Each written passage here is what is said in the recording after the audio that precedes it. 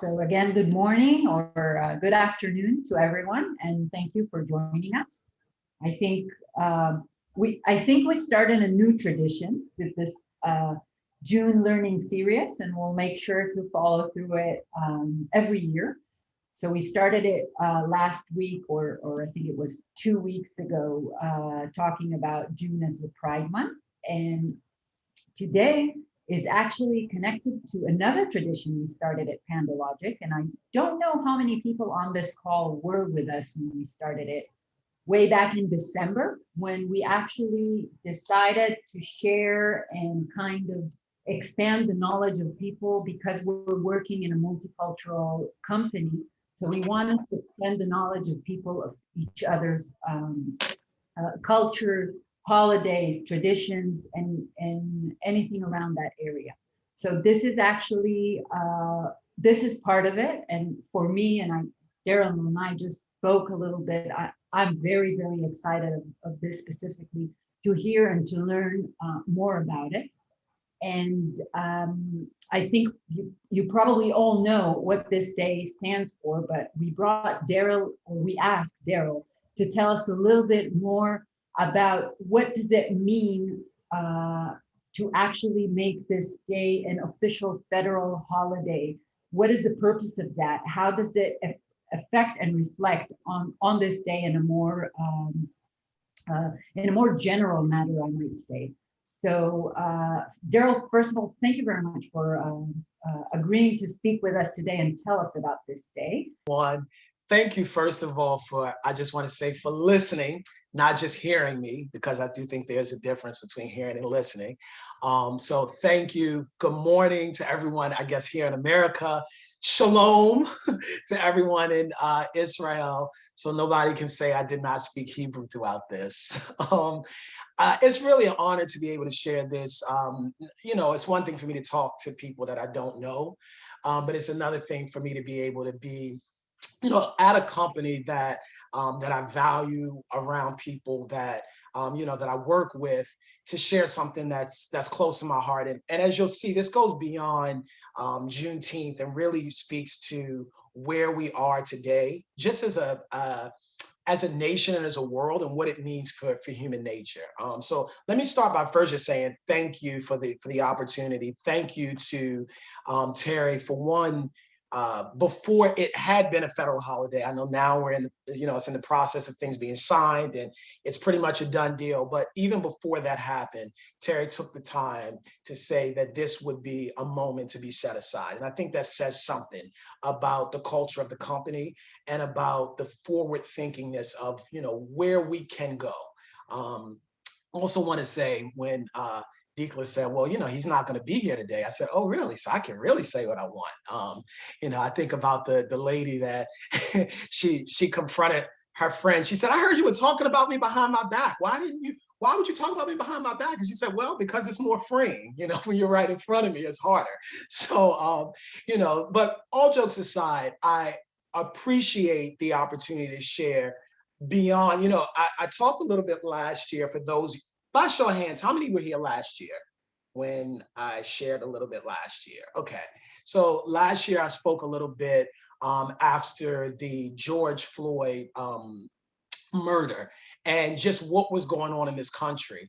And I shared then that it's difficult to come to work, and I kind of want to start with this, and compartmentalize. We tend to think that we can. But I think what the pandemic showed is that we're still all humans. We don't just bring our bodies and even our minds to work. We bring our spirits. We bring the essence of who we are. So, I think it's great to have the seminars where we're intellectually being fed and we're talking about how to be better workers and how to be more productive. But I really value these spaces where we can have conversations about things that really touch the fabric and the heart of who we are. In America, for those of you in Israel who've never been here or perhaps don't know much about America, I will tell you that there is no more divisive, controversial issue than the narrative of race. It is pervasive. It wasn't until I started traveling overseas that I realized just how jaded we are by race in this country. So I thought long and hard about what I would share today, because I did not want to lose people. This is not going to be a lecture on the wrongs of the American government against, African-American people. So people can breathe a sigh of relief. This is not one of those. It's not going to be a rah-rah, because that would not accomplish the means here. My intention here is really to have a conversation, and I'm only going to share comments for maybe about 15 to 20 minutes, and then I want to open it up to hear what people say. So just have a dialogue about, what does Juneteenth mean beyond the context of just race? What does it mean for our world? And what does it mean for Panda Logic? And more specifically, where we are personally. What does this mean? Because I want to pull on a few threads here. The first thing that I guess I'll just do this. I'll start with a story.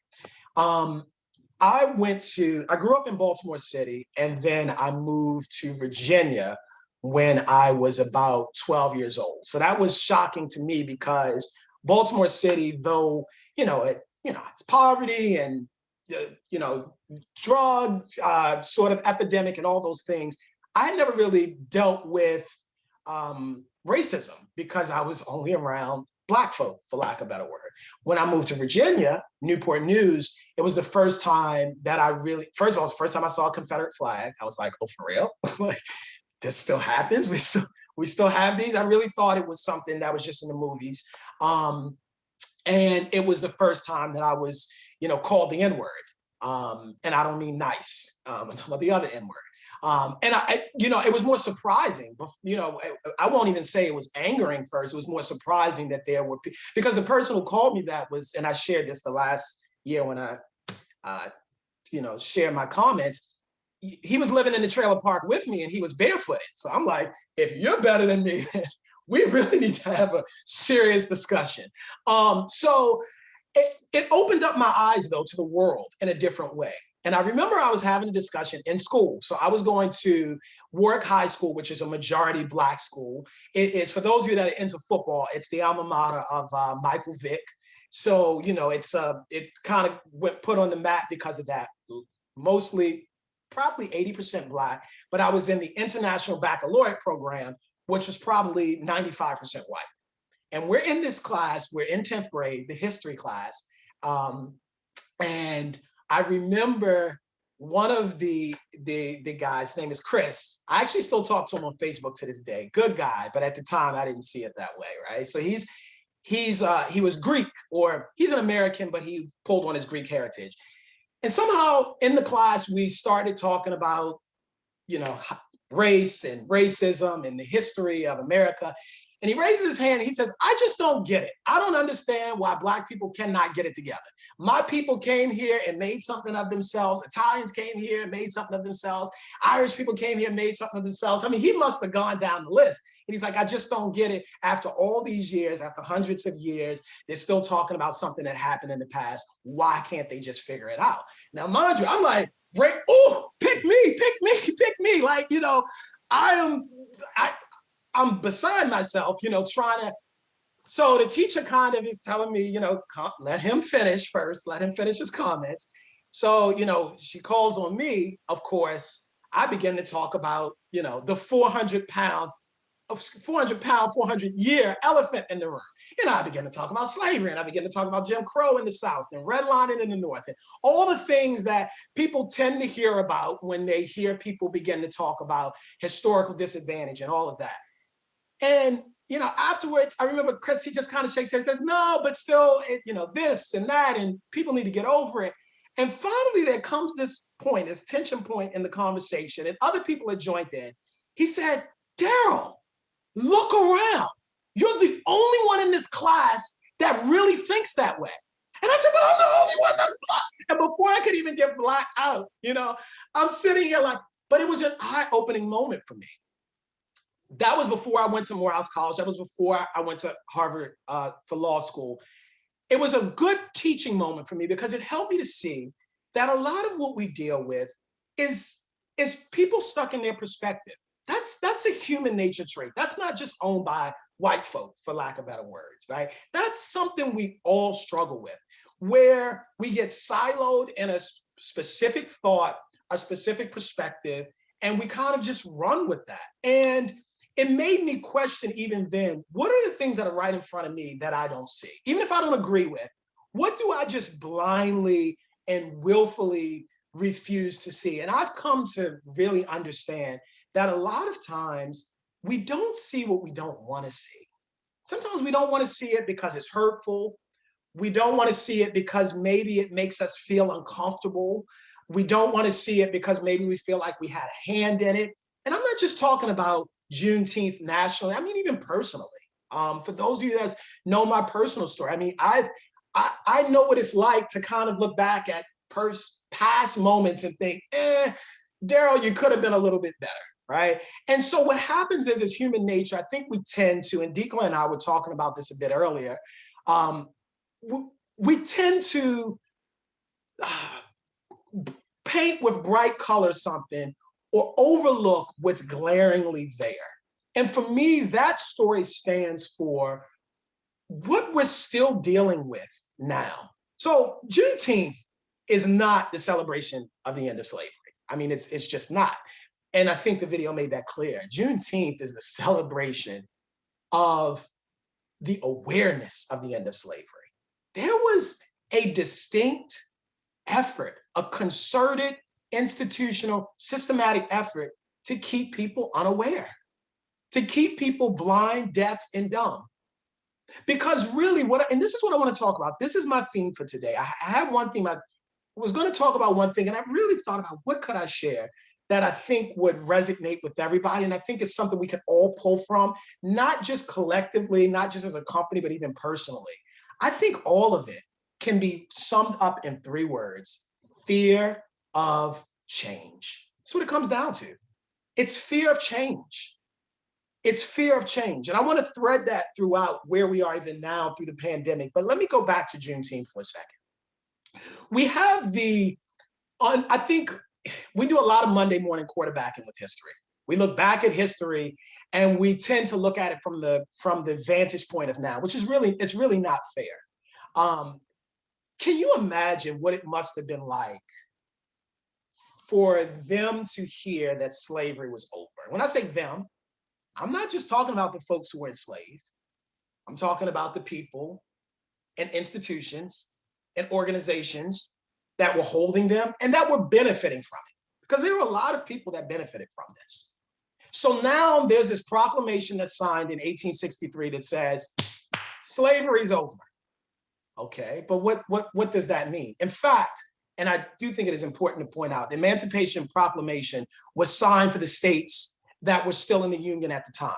So not for the states that were not. So it basically what they say is where he could, talking about Lincoln, he didn't, and where he couldn't, he did. So basically it was a document that was befuddling and confusing on all ends. Because what does that look like?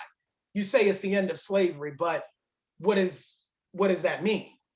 So you have an entire 2.5 years between January 1st, 1863, the signing or the effective date of this Emancipation Proclamation. And then in August, when the news last reaches the last outpost in Galveston, Texas, that, hey, you've been freed. And you were free for a while, but what does that look like?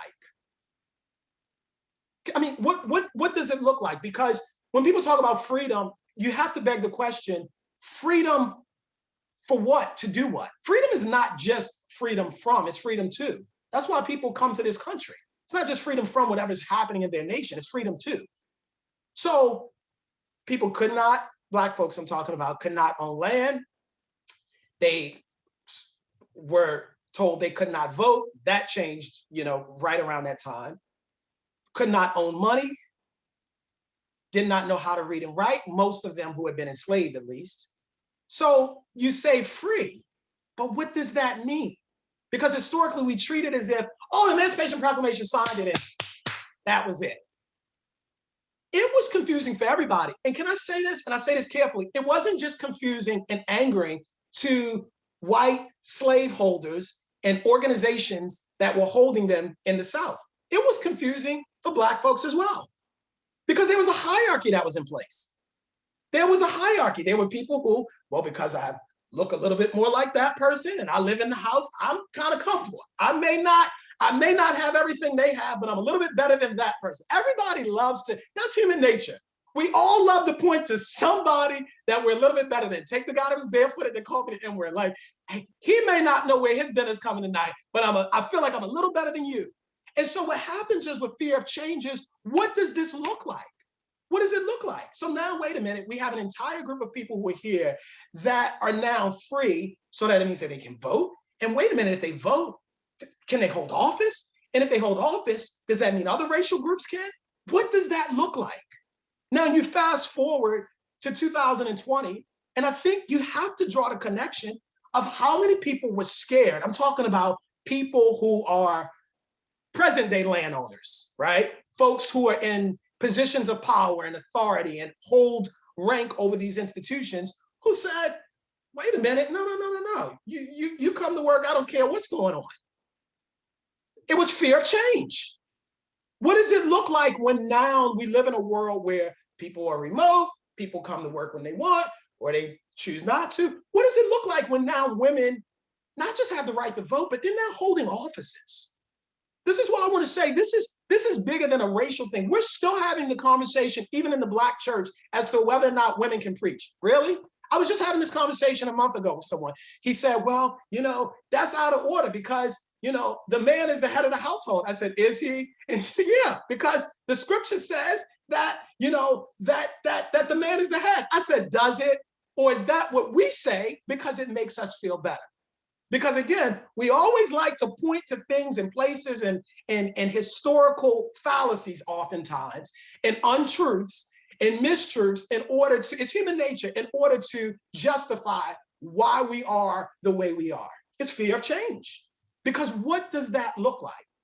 You said, Dekla, that it wasn't just Juneteenth we're celebrating this month, but even you talk about Pride Month. What does it look like when people can sort of, wherever you stand on the discussion, but where people determine what their pronouns are and what their gender is? What does that look like? And so I think what we saw, and I'm not making a political point, I'm making a historical point, what we saw 4 years ago and 6 years ago, what we're still seeing is people cling to the past when it's a fear of moving forward. Even if the past didn't work, even if the past was screwed up, we still have this innate human desire to say it was better then, it was better when. It's almost this romanticization, this nostalgization of dysfunction. And so I think when we look at what Juneteenth was, it was a disrupting event. We talk about disruption in companies. It was the most radical and disruptive event that perhaps happened in all of American history. Because what does this look like now? And how do we navigate the new normal? That's what we're still talking about today, in a different space, in a different place, in different times, but it's the same plot that has been threaded through. How do we navigate a normal that doesn't look like what it used to look like, where the people in power aren't the ones who maybe were in power before? Do we embrace that change? Knowing certainly that not all change is good, conceitedly, but some change certainly is. Or do we hearken back to the days of the past? I want to pull up a slide. This slide was really, I want to give you some context here. Can I share the screen? Okay, yeah. I want to show you this. Can everybody see this slide right here? Yes. This slide shows, this is by the Federal Reserve. So, because I want to talk about fear of change and what that looks like. The Federal Reserve released a finding. This is not from some third-party backdoor website to, somehow back up what I'm trying to say. This is the Federal Reserve that released this at the end of Q1 in 2020 to show the wealth disparity in this country. And what they showed in this country, we don't even have to go and look at internationally. We don't have to touch how so many conglomerates, international, Western institutions are touching everything. We can just talk about in this country, $100 trillion in assets being held by white households.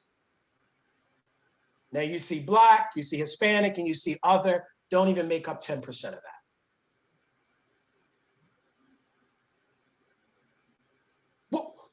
it look like if that changes? There's an interest. I want to keep this slide up for a second. There's an interest in keeping this way. See, the good news of the Emancipation Proclamation, the pictures of everybody dancing, everybody was not dancing. Certainly not. How could they be? Because for some people, they were losing their wealth.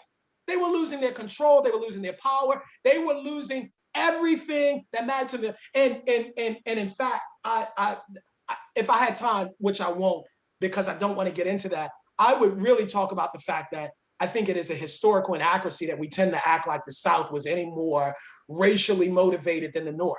The North was interested in letting slaves go because the landholders in the South were the ones that held the wealth, whereas in the North, it was the corporations. So what the end of that type of slavery did was release people from physical bondage, but then kept them in an economic bondage that actually benefited the Northern classes. But I don't even want to touch that because we'd be here for another hour. But there's an interest in keeping it this way. I think whenever we talk about why things are the way they are, we have to talk about why things have not changed. Robert Kennedy said, some people see things as they are and say, why? I dream of things that never were and ask why not. Why not has this changed?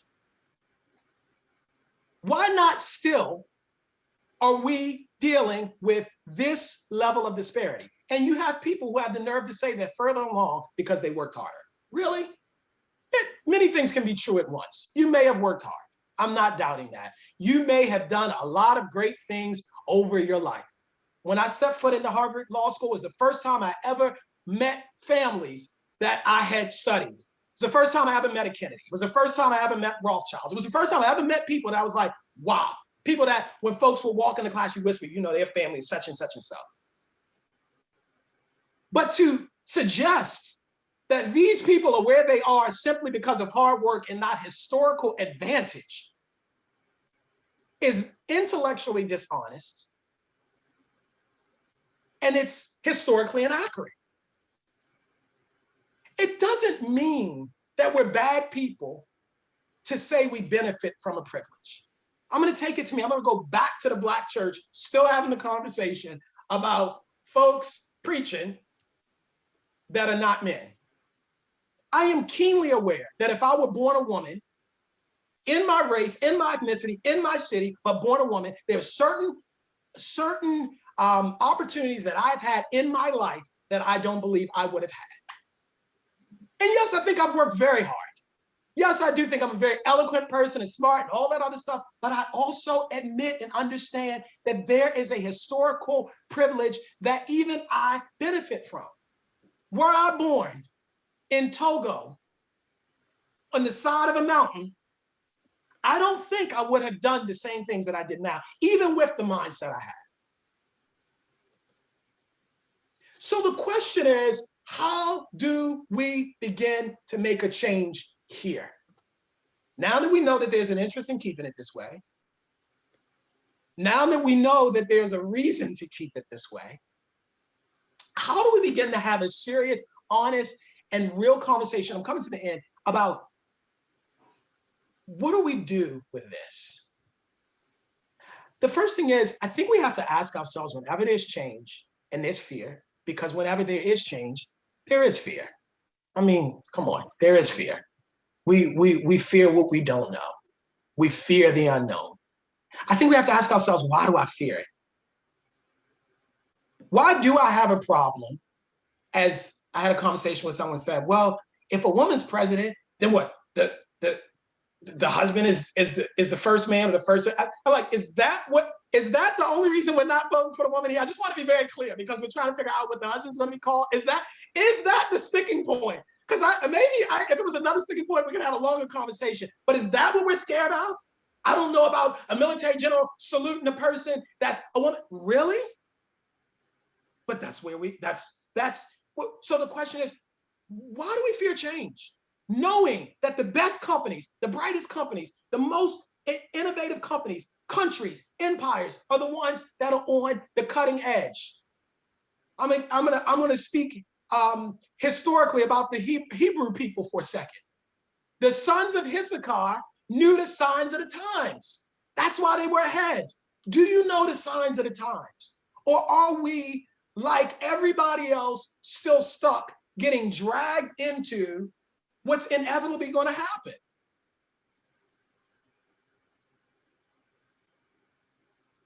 I think we have to ask ourselves, what are we afraid of, first of all? Maybe it is a bad change. Again, I don't think all change is good. Maybe it is a change that's going to create something that we shouldn't have. But if in the fear of change, we stay in the fear, then what happens?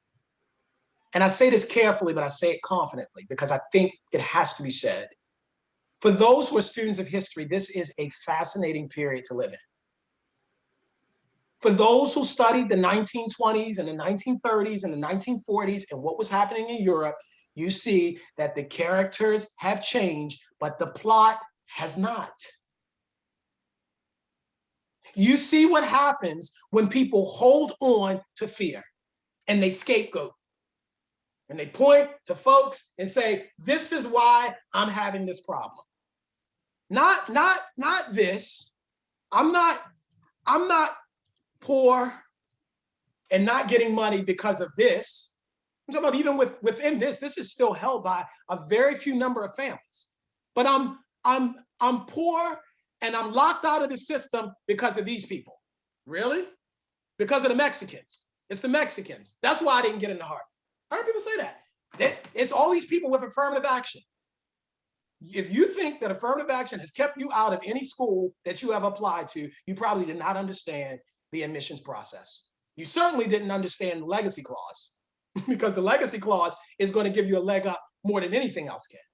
But that's what happens. We point to things that aren't really true because fear causes us to do it. And then in anger, we find ourselves pulling back. And this is really where I want to end. And Israel, bear with me for a second. This is where I put on my patriotic hat. I care about this country. I really do. I think America has the opportunity and has had the opportunity to lead the world. Even in all of our stuff, I think what makes America great, really, and it's not about again, because we've always been great, is that we have the ability to understand and recognize, yes, we had a poor past in some instances, but it is from that past that we can have a better compassion for people. The most beautiful people, I think it was Elizabeth Kubler-Ross who said, are people who've known defeat, known hurt, known sadness, known pain. Beautiful people don't just happen. I believe the reason why in this country we have a heart for freedom. We have a heart when we see what's happening over in other parts of the world. When there's a bombing, we feel in our hearts because there's something innate here where we saw, even if we didn't fully recognize that, wow, some of that was happening here. But I'm nervous that we pull away rather than leaning into the space that we could really, truly shine from. And I think if we embrace this moment as a nation and as people and as personally, I think our future can be so much brighter. Last analogy, this is a pullback. Yeah, we're seeing a lot of things going on in this country. You know, the shootings, all those things, but a lot of those things were happening. It's just now they're being publicized. Sometimes you got to go under the x-ray. That's one of the first things the doctors will do. You got to get the x-ray so we can get the right diagnosis. We keep trying to diagnose something, but not being honest about what's really happening under the surface. It's not enough to look at it and say, well, we got to see how deep the wound is. But I think we have this opportunity now to really truly turn a course, and just like stocks, great companies trending upward, there's a pullback. Yeah, there's been a bit of a pullback. I believe, though, this country is still built on a solid foundation. The question is, what do we do now? And the irony is, that was Dr. King's last book before he was killed. It was his last book, 1967. Where do we go from here? Community or chaos? And that's really the question I have. Where do we go from here? community of chaos. I don't think we should have fear of change. All right, so I want to open it up for questions or comments. And thank you again for listening. I really do appreciate it and for this opportunity.